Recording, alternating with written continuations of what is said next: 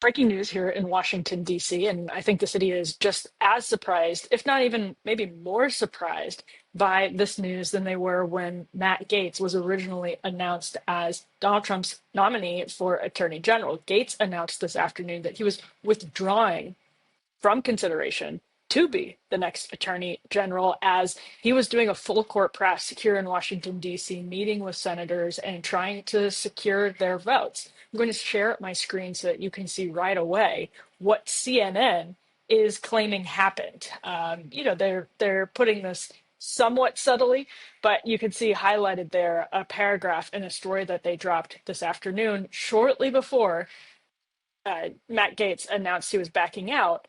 CNN reported, here's the headline: exclusive ethics committee told of a second sexual encounter between Matt Gaetz and 17-year-old at party, sources say.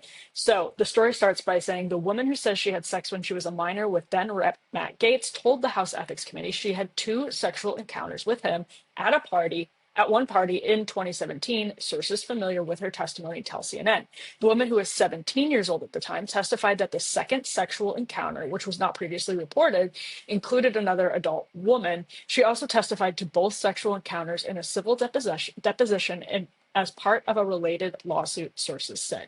Now, if we just zoom in, I want to kind of stop on that for 1 second, because what we see in that paragraph is she's testifying that there's a witness, and she is testifying to this in a civil deposition. So you can understand that while Matt Gaetz and Trump's allies have been really doubling, tripling, and quadrupling down on his nomination throughout the course of the week, it's possible that the presence of a witness and a testimony in a deposition is sort of became untenable as a situation for Matt Gaetz. Now, why I said this is shocking to people who have been following the story really closely is because Donald Trump was asked if he would reconsider his nomination of Matt Gaetz just yesterday, I believe, and he said no. This is how Donald Trump responded immediately in a Truth Social post after Matt Gaetz made this announcement. Donald Trump said, "I greatly appreciate the recent efforts of Matt Gaetz in seeking approval to be Attorney General. He was doing very well, but at the same time did not want to be a distraction for the administration, for which he has much respect. Matt has a wonderful future, and I look forward to watching all the great things he will do." Okay, Trump's reaction there is similar to what Matt Gaetz himself said in a post on X when he made this announcement, which is that he says the momentum was strong. This is how Gaetz put it. The momentum was strong, just as Donald Trump said he was doing very well. The momentum was strong, but he didn't want to be a distraction. And this is an interesting point, because let's play 2024 bingo here and bring in 2020 Project 2025. One of the main purposes of Project 2025, as we have covered, is that people in the conservative movement, Trump allies, wanted to have on day one of the administration a plan in place to make huge changes, sweeping reforms. And part of that, a huge part of that, not just Project 2025, but any of the policy prescriptions for the next Republican administration, whether that was going to be Ron DeSantis or Donald Trump, was the Department of Justice. That was very, very central to the sweeping reform efforts that conservatives wanted to tackle starting right away, literally right out the gate. They realized that in order to make big changes in Washington, 4 years is actually not a lot of time. And when you start having hearings go on and on and on, you end up in an untenable situation, or a situation that won't allow you to do as much as maybe you want to do when you are starting, because there just frankly isn't all that much time. So it's interesting that the distraction question is invoked by both Trump and Gaetz here. It's one of the things that I was hearing a little bit from conservatives, many of whom had gotten on board the Gaetz train. J.D. Vance himself was in Washington pushing Gaetz. He was sort of meeting in those meetings with senators, brokering those relationships, and trying to create a smooth runway for Matt Gaetz to be nominee. And part of the reason was, again, because they wanted to have somebody on day one who had a plan in place and the appetite to make major reforms. That leaves the obvious question of who's next. that could be coming at any moment. Donald Trump could say, and I would imagine that he wouldn't let Gates drop out unless he had secured a solid backup. There are names being floated around. Dan Bishop is one name. I would think that Jim Jordan would be under consideration. I would think some other folks that are Mike Davies are under consideration. One of the reasons I thought Matt Gaetz' nomination was a bit strange to begin with is just because there are other people who have the exact same appetite for radicalism that Matt Gaetz has.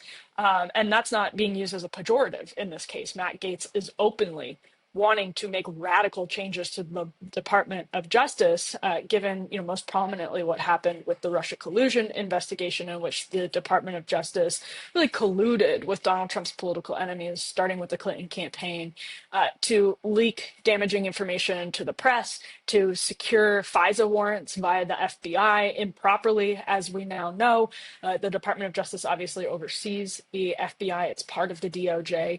So any FBI malfeasance over the last decade, you can understand why people like Matt Gaetz are not even hiding that they want to basically toss a metaphorical grenade into the Department of Justice. And again, just getting back to that point, it's why when I thought that Gates's nomination was actually probably not very wise to begin with, just because, yes, it's true that Matt Gaetz was one of the staunchest and most loyal defenders of Donald Trump throughout the Russia collusion investigation, when intelligence officials, former FBI officials, joined with former CIA officials to put out a statement about the Hunter Biden laptop being disinformation. Matt Gaetz has been a vocal loyalist to Trump and enemy of the FBI for years.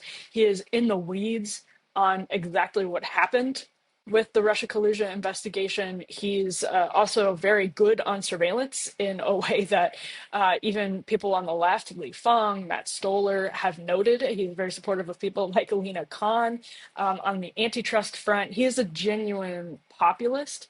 But when it comes to reforming the DOJ, I mean, there are many, many operatives in conservative legal world who have that exact same intensity that exact same will and desire to toss the metaphorical grenade into the Department of Justice that don't come with the baggage of Matt Gaetz.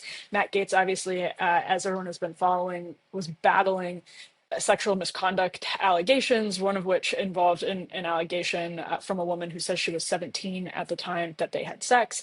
There were Venmo payments between Matt Gaetz and his accusers that would, some people say, and the accusers say, would implicate him in sex trafficking. One of his very close friends, a man named Joel Greenberg, who has admitted to making up smears about other people's sexual misconduct, is in prison. He's got, I believe, an 11-year sentence.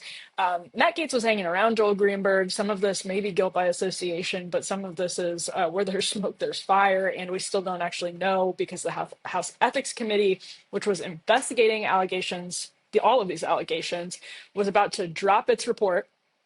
And Matt Gaetz then resigned from Congress. So the House Ethics Committee's hands were tied. They can't drop a report. He did that about 2 days before it was supposed to reportedly be published. And that means they have to put it to bed. So Matt Gaetz says he is not returning to Congress. He was reelected, but he is not going to be taking office again, even after this Congress. So when he was reelected to a term in January, he's not coming back to Congress. There is an open Senate seat in Florida if Marco Rubio is confirmed to be Secretary of State. That's something to keep in mind. Matt Gaetz could get a position easily in the Trump administration that is not Senate confirmed. He may know, though, that there's more to come from this House ethics report, which has become a political football, with even Republican senators demanding that it be released. And CNN's report obviously says that some of this was given to the House Ethics Committee. So the DOJ, this was one of Matt Gaetz' strongest talking points, and we know from Mark Caputo at the Bulwark that he was telling senators the DOJ dropped its investigation into these charges itself. They didn't think they had enough to make it stick to Matt Gaetz. And so this is what Matt Gaetz was telling senators when he was meeting on the Hill, that even the DOJ, which despises me more than almost anybody, probably other than Donald Trump himself, could not make these charges stick. That's how BS they are. the House Ethics Committee, just they put out these reports. They're obviously not a law enforcement agency, and so it's possible that with that kind of lower standard, they were able to put together something that just when it comes out is more damaging. We still haven't seen the report. Maybe Matt Gaetz knew that was coming out. There are all kinds of possibilities, and we're likely to get answers to them in the days to come that will determine how serious of a future Matt Gaetz has in Trump world. But I would say the suddenness of his decision to withdraw from the race after MAGA world doubled and tripled and quadrupled down on the Gaetz nomination got a lot of people on board. Probably the best example is Oklahoma Senator Mark Wayne Mullen, who is the person who told CNN's Manu Raju a year ago that Matt Gaetz was showing pictures of naked women that he had slept with on the floor. And Mark Wayne Mullen, he came out publicly supporting Matt Gaetz this week, saying Donald Trump is an unconventional president who wants a hammer to go into the Department of Justice. And if he thinks that's Matt Gaetz, we'll all get behind him. So people had really been brought around to the Gaetz nomination, and Trump and Gaetz were right to say they had a lot of momentum. So maybe that speaks to the severity of what's to come out.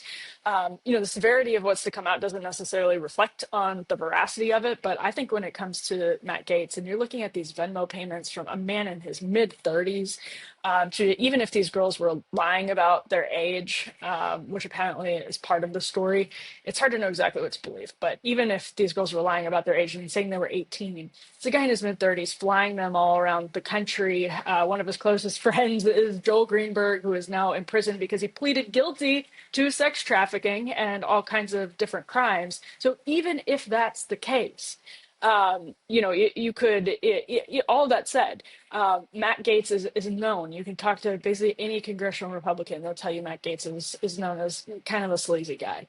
And that in and of itself is a question as to whether it's the right pick for your Department of Justice head, given everything that the Department of Justice oversees. Now, this comes at a fairly difficult time for the Trump nomination process. Let's put this tweet from K-File, Andy Kaczynski, up on the screen. He posted after Gaetz dropped out just today, Hegseth police report released. RFK apologies for past comments calling Trump supporters Nazis. Gaetz withdraws from consideration for Attorney General. Now, again, it was pretty clear, I would say, along the way that most of these picks were controversial, some of them long shots. And while it may be tradition that you kind of get a rubber stamp from members of your own party, even used to be members of the other party, when you submit your nominees, that people like Gaetz and Hegseth and RFK Jr., and we'll add to that list Tulsi Gabbard, we're going to have a really hard time being confirmed by the Senate because for some good reasons and bad, they're really polarizing even to Republicans. The reasons that Republicans might not vote for Tulsi Gabbard and RFK Jr. aren't always good reasons. The reasons that they might not vote for Matt Gaetz, well, they might have a better case on some of those, as they would on RFK Jr., for example, if they have issues with some of the different comments he's made over the years, including comparing Trump supporters to Nazis, which he is out apologizing for today. He's sort of very transparently come around on Donald Trump. Obviously, he was running against Donald Trump, wanted to be the Democrat nominee at one point, wanted to be an independent candidate that would take on Donald Trump at another point. So whether that's sincere is for you to decide. A lot of people have converted on Donald Trump sincerely, and some of them have done it cynically. And that's a question Republican senators are weighing when it comes to RFK Jr. and Tulsi Gabbard, obviously, and even Marco Rubio, who ran against Donald Trump, was a tough critic of Donald Trump when he was running against Donald Trump. You may remember their exchange about the size of the penises. So all of this is going to be playing out when J.D. Vance is making the pitch for RFK Jr. and Tulsi Gabbard. There's no question about it. There's no question that these nominations were always going to be controversial, were always going to be tough to get across the finish line because they're dramatic. And that's the tone that Donald Trump wants to set for this incoming administration. Drama. And, we knew that. Voters knew that, that's for sure. Maybe we all didn't realize the full extent of what it would look like, but probably should have, given that Donald Trump was out there saying he was going to let RFK Jr. go wild on health and was promising big reforms to the Department of Justice and to intelligence agencies. So no real surprise on that front, but there's a lot more to come. Likely, there's a lot more to come on Matt Gaetz. I obviously would just say, even as somebody who's not a particular fan of Matt Gaetz, this guy has been targeted as a political enemy of the intelligence community, of the Department of Justice, as somebody who is populist on foreign policy and is populist on the economy. He's absolutely sometimes an illegitimate target, but he's also an easy target, and that's why he gets targeted because he's left plenty for people to target him based on. So let's see who Donald Trump picks next. But quite an interesting week on Capitol Hill.